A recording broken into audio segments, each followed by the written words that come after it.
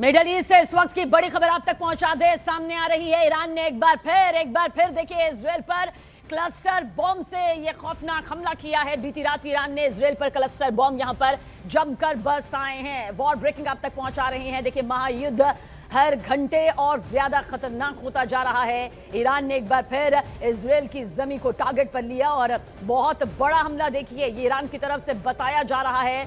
वो cluster bomb जो तबाही का मंजर यहां पर पल भर में सामने लाते हैं, ठीक ऐसा ही बीती रात इजराइल की जमीन जो है वो धमाकों से दहल गई, जिसके बाद देखिए युद्ध के मैदान से निकलकर सामने आई तस्वीरें इस बात की तस्दीक करती हैं कि किस तरह से ईरान ने जो क्लस्टर बम बरसाए हैं उसने इजराइल को देर रात दहला दिया। और महायुद्ध का देखिए 19वां दिन है और 19वें दिन की ये खतरनाक तस्वीरें।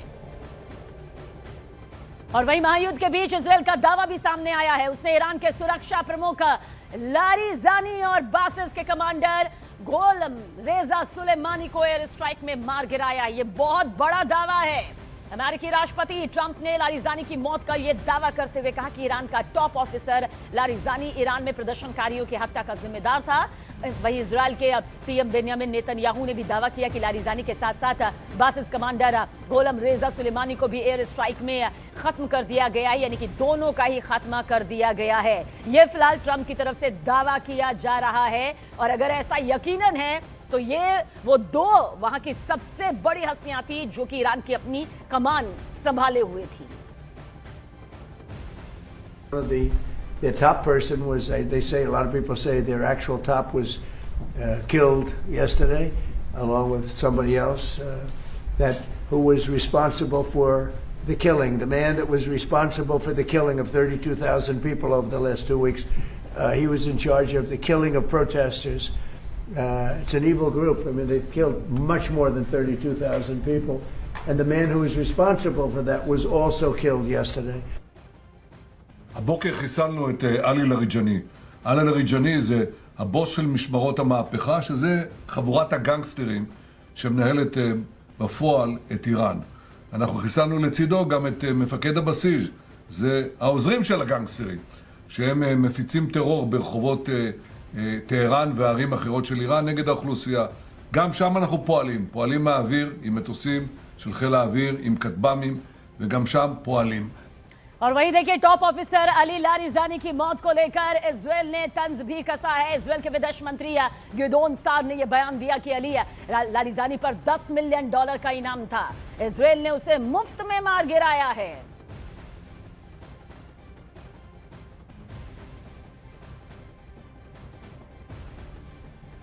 और वहीं अली लारिजानी ईरान की सर्वोच्च राष्ट्रीय सुरक्षा परिषद के सचिव थे।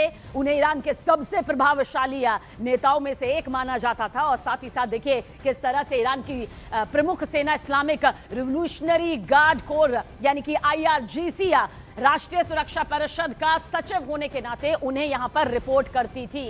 और ये बड़ी जिम्मेदारी सुप्रीम लीडर के मारे जाने के बाद उनके हिस्से में और ज्यादा प्रभावशाली तरीके से सामने आई थी। और वो न सिर्फ ईरान के सुप्रीम लीडर खामनेई के सबसे भरोसेमंद सहयोगियों में शामिल थे, बल्कि युद्ध और सुरक्षा से जुड़े अहम फैसलों के मुख्य रणनीतिकार भी माने जाते थे।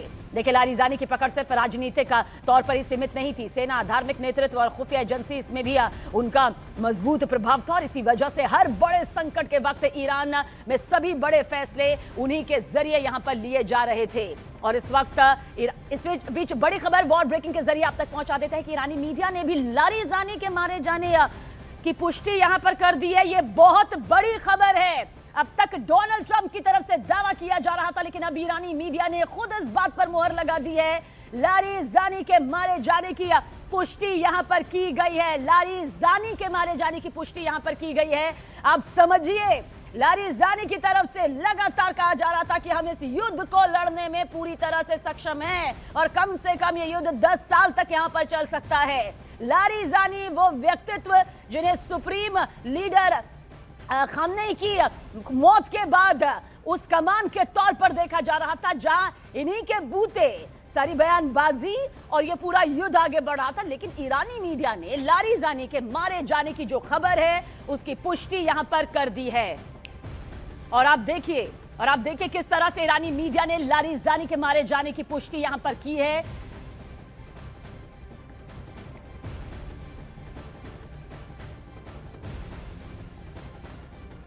और नेतन्याहू को लेकर देखिए सस्पेंस बरकरार है। उधर ईरान के नए सुप्रीम लीडर मुस्तफा खामनेई को लेकर भी अब नया दावा यहां पर सामने आया है। पहले दावा हुआ कि मुस्तफा खामनेई रूस में अपना इलाज करा रहे हैं और कुवैत के एक अखबार अल जरीदा की ओर से यह दावा किया गया कि मुस्तफा को खुद पुतिन ने रूस आने और वहां इलाज कराने का ऑफर दिया था। युद्ध के बीच दावा किया गया कि मुस्तफा एक विशेष विमान से मॉस्को पहुंचे और वहां उनका इलाज हो रहा है।